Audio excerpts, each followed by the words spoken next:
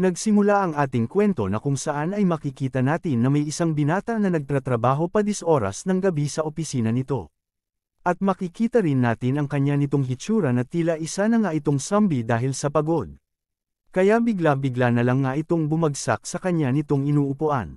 Gayunpaman ay sa puwersigidong niya talaga matapos ang kanyang trabaho ay unti-unti rin naman siyang bumabangon. At napatayo at kasabay na rin ang kanya nitong napakabilis na kamay na pagtatype sa keyboard nito. Dahil sa hindi niya daw hahayaang masayang nito ang kanyang overtime hanggat di raw siya matatapos sa kanya nitong trabaho. At ang dami rin raw na mga detalye pa ang kanya nitong kailangang tatapusin. Subalit ay bigla naman nga ulit siya nitong bumagsak sa sahig. Habang sinasabi niya pa din na hindi raw pwedeng babagsak siya. At di na rin naman nagtagal ay binawian na nga ito ng buhay. Samantala sa ibang mundo ay habang may isang binata rin na nakaharap sa isang puntod nito.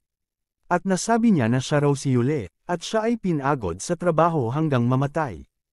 At siya ay nag-transmigrate sa katauhan ng lalaking na tinatawag na si Zhenfei. Ayon sa memorya ang kanyang pinasukan na katawan ng ama ni Zhenfei ay inatake ng mga hayop at napatay habang nangangaso ito sa bundok. Si Zhenfei na umaasa sa kanyang ama ay labis na nagdalamhati. At siya ay inilagay sa kanyang katawan sa sandaling ito.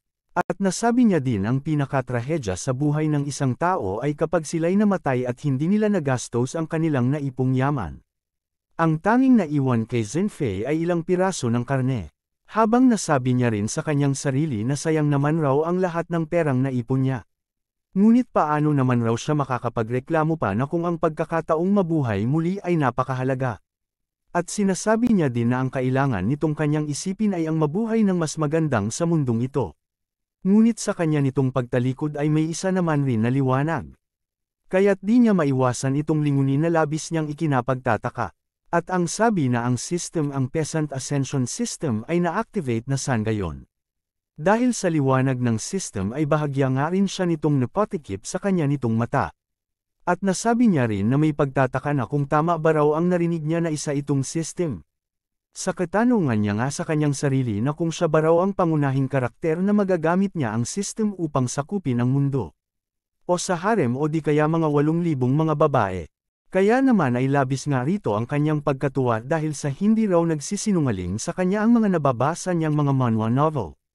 Kaya't walang alinlangan niya nga agad na sinabi sa system na tatanggapin niya agad ito. Subalit sa kalagitnaan na kanyang tuwa ay sinabi naman rin ng system sa kanya na hindi kwalipikado ang host dahil sa kanya nitong kakayahan. Kaya't pansamantala raw muna isasara ang system. Nakinagalit naman niya dito dahil sa bakit daw ito magsasara at ano ba raw ang ibig sabihin ng system. Pahayag nga ng system na mangyaring raw muna crumple ang motibasyon nito upang mapatunayan ang kanya nitong sarili. Ang system ay i-activate sa iyong susunod na buhay. Kaya dahil sa sinasabi ng system dahil sa kung ano ba raw ang ibig sabihin na ang kanyang kakayahan ay sa susunod na buhay. At walang habas nga itong pinagmumura at nag-bad fingers pa ito. Gayunpaman dahil sa hindi ito nagustuhan ng system ang asta niya ay nagalit nga ito sa dahilan pa na may bumubulosok na lang bigla na tila isang kuryente. Dahil sa ipinagbabawal raw ang pagsasabi ng masama na mga bagay tungkol sa system. Kaya naman ay nang tinamaan siya ng kuryente ng system sunog nga ang kanya nitong katawan. At napapasabi na lang siya ng sapilitan sa system na intindihan niya raw ito. Ayon naman sa system na mangyaring magtanong lang raw ito at kumonsulta sa user manual. Kaya naman ay walang nalang nga rin siyang reklamo nito kundi mapa-thumb up na lang sa system. Sa katanungan niya nga sa system na kung hindi isinasaalang-alang kung ano ang mga requirements magiging siya pa ba siya sa susunod kong buhay. Ayon din sa system ang kaluluwa raw nito ay na-archive na sa panahon ng reincarnation mapapanatili ng system ang mga alaala nito. Dagdag pa ng system anuman ang mangyari ang iyong kaluluwa ay immortal. Na anumang pag-atake na susubukang pumatay sa iyo ay dodoblihin pabalik sa iyong kalaban at papatayin sila. Hayag nga rin niya sa sarili nito kaya ganoon pala ngunit kung yun ang kaso kailangan niyang mabuhay ng isa pang 40. Hanggang 50 taon bago siya makalipat sa susunod na buhay. At nahayag din sa kanyang kaisipan sobrang naiinis nga siya nito dahil sa tila ang tanging paraan lang raw upang malampasan ang buhay na ito ng mabilis. Dahil sa kanyang kuryosidad ay di niya nga maiwasan na may tanong sa system na kung magpasya ba raw siya na magpakamatay bibilanggan rin ba daw nito ang kanyang buhay. At pwede rin ba niya i-activate agad ang system? Na sinagot naman rin siya ng system dahil sa ang isang tunay raw na magsasaka ay hindi magpapasya na mamatay sa paraang iyan.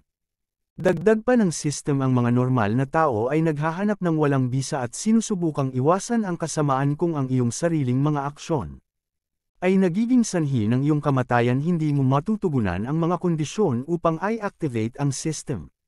Habang pinagmamasdan niya nito ang system ay dito ay napapaisip rin siya dahil sa malinaw raw ang mga kondisyon ng system. At nasabi niya rin na hindi niya pwedeng hanapin ang kamatayan mismo pero pwede niyang hayaan na ang kamatayan ang humanap sa akin. Dito ay kinakausap niya uli ang system na kung kasalukuyan ba raw niyang pagkatao si Yule pa ba o Zin Fei. Hayag rin ng system sa kanya ang pagkatao raw niya nito ay itinuturing na ang pisikal na katawan na si Zin Fei. At siya ang ating bida. At dahil sa ayaw niya nahuli pa magalit ang system, masaya na lang nga siyang napatugon na magsisikap raw siyang mamuhay bilang isang magsasaka.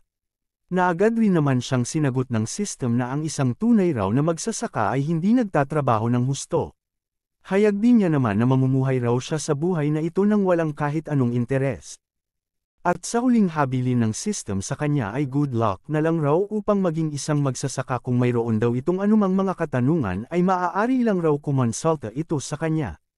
Kaya naman ang tugon na lang uli ng ating bida ay nakisabay na lang nga rin siya nito sa system na good luck rin raw. At tuluyan na rin naman itong nawala. At sa pagkawala ng system ay ikinatahimik naman din niya ito. Subalit lubos naman rin itong napalitan ng tuwa dahil sa lubos raw na napakalakas ng system at di rin daw niya ito inaasahan.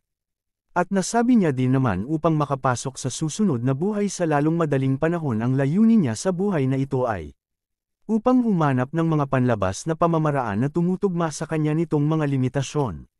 Samantala sa kalagitnaan ng gabi sa Demon School Ecstasy Sect, ayon nga rito sa kanila na nasa baba ay sinisigaw ng mga nagtitipon sa baba na naway mabuhay raw magpakailanman ang kanilang saint. Dito ay naghayag nga sa kanila itong saint na si Shui Qingmei. Dahil sa ang kanyang raw hawak na mahiwagang orb ay isang napakalakas na sandata na iniwan ng mga sinaunang monghe. At nasabi niya rin sa pamamagitan nito ang Ecstasy Sect ay maaaring umakyat sa tuktok. Dahil sa pangunguna ng saint ay isinigaw naman rin ng kanya nitong mga tagasunod na purihin raw nila ang saint, ang makapangyarihang Saint Sect. Subalit sa kalagitnaan ng kanilang kasiyahan ay napahinto rin naman itong si Shui Qingmei dahil sa itaas niya nito. Ay may hindi naman inaasahan na atake na papalapit sa kanya. Pero nang akala niyang siya ang pinunterya nito ay di niya nalang maiwasan mapadipinsa sa kanya nitong sarili. At napagtanto na lang niya dahil sa pagkawala ng orb sa kamay niya nito sapagkat ang luyunan lang pala na atake. Iyon ay ilihis ang kanyang atensyon upang makuha ang orb nito sa kanya. At dito ay makikita naman natin ang isang babae rin na hawak niya na ang orb habang nasa itaas ito nakatangtong. Subalit sa nakikita rin ng saint ay bahagya niya rin niyang nasabi sa babae na kakakuha ng orb niya nito. Na ikaw na naman. Sa pamamagitan ng kanyang hawak nitong orb ay itinaas niya nga ito na nagpahayag lang na kunin ito sa kanya. Kaya naman sa galit ng saint ay agad rin niya ipinag-uuto sa kanyang mga tagasunod na hulihin agad ang babae na kumuha ng kanilang orb. Subalit ay sinabi rin naman sa kanila ng babaeng may hawak na orb na habulin siya kung kaya nyo. At hayag naman nilang lahat na huwag raw papatakasin ang babae, habulin at hulihin siya agad. Samantala sa maaliwalas na umaga at tanawin sa bahay na kung saan ito ang ating bida. Dito ay maayos nga nakahiga ang ating bida habang napapaisip dahil sa mahirap raw ang mamatay nang hindi nilalabag ang mga panuntunan. Kaya't kailangan niya raw mag-ingat. Subalit sa kalagitnaan ng kanyang pag-iisip ay bigla-bigla na lang rin itong nakaramdam ng pagkagutom. Ngunit paano naman raw siya makakahanap ng pagkain sa mga bundok at kagubatan? Ayon pa sa kanya siya ay isang lalaki na gumugol ng bawat araw sa kanyang mesa, ngunit paano niya alam na kung paano manghuli? At nasabi niya din na kailangan niyang matutong mabuhay dito kahit napakahirap man. Magkakaroon ng napakaraming panganib habang nangangaso tulad ng pagkahulog sa kanyang kamatayan o pagkain. Sa palagay niya hindi aabot ng isang linggo bago siya sumunod sa mga yapak ng ama ni Zin Fei. At walang alinlangan na nga siyang tumakbo na tila isang siraulo lang. At nasabi niya rin dahil sa ano pa ba raw ang hinihintay niya kaya't simulan niya na daw agad ito. At dito ay nakarating na nga siya na kung saan makikita ang mga karaniwang mahuhuli nilang pagkain. Na di rin naman siya nabigong makakita ng isang pwede niyang makain. Dahil sa kanya nitong harap ay rumaragasa na sa kanya ang isang baboy ramo na tila dudurogan siya nito ng buhay. Habang papalapit sa kanyang itong baboy ramo ay nag-alosinit pa ito dahil sa malapit na raw siyang ipanganak muli bilang isang hari sa lalong madaling panahon. Gayunpaman ay sa sandaling makalapit na sa kanya ang baboy ramo ay bigla na lang nga siyang nagtataka nito. Dahil sa ano ba raw ang nangyayari sa kanyang mga kamay dahil bigla-bigla na lang daw ito gumalaw. At dito ay bahagya niyang ang naiangat itong matabang baboy ramo at kasabay rin na ibinalibag niya ito sa lupa. Na tila isang tao lang nasa ring sila na naglalaban. Sa halo-halo ng kanyang pagtataka ay nasabi na lang niya din na kung ito ba raw ay ang lakas na naiiwan na memory mula sa katawan ni Xin Fei.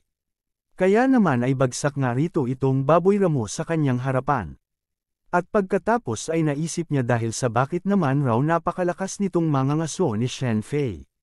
At tila naman na niya rin raw ang mga kasanayan at kaalaman nito. Kasabay rin nun ay nagsisigaw naman nga ito dahil sa ang kanyang raw plano na mamatay sa magandang perpekto ay nawala pa. At nasabi niya rin na kung seryoso ba raw siyang mabubuhay sa mundo na ito sa loob ng kalahating siglo. At nadagdag niya rin na sabi dahil sa hinihiling niya rin raw na sana maya isang bato na mahulog mula sa langit. Subalit sa kalagitnaan nitong kanyang pagsisigaw, ay kasabay rin naman dito na may bigla-bigla na lang bumubulosok sa kanya nitong bahay na tila na may nahuhulog na kung ano. Kaya agad-agad nga siya nitong nagmamadaling tumakbo sa loob ng kanya nitong bahay. Sapagkat raw may isang bato na talagang nahulog mula sa langit ngunit tinamaan ang kanya nitong bahay. Pagkapasok niya dito ay bumungad nga sa kanya ang mga sirang-sirang mga kahoy na nahuhulog galing sa itaas. Na punong-puno din ng mga alikabok. At dahil sa gustong niyang makita na kung anuman ang bumagsak sa kanyang bahay ay hinahalungkat niya agad rito ang mga kahoy. At isa-isang kinuha upang makita lang na kung ano ito. Habang nasasabi din niya sa kanya nitong sarili dahil sa ang malas niya naman raw at ngayong daw ay saan siya titira. Subalit bigla naman din itong natigilan na may halong pagtataka na tila hindi kaaya-aya ang kanyang nakikita nito. Dahil sa ang kanya lang naman nakikita nito ay isang magandang babae na walang malay.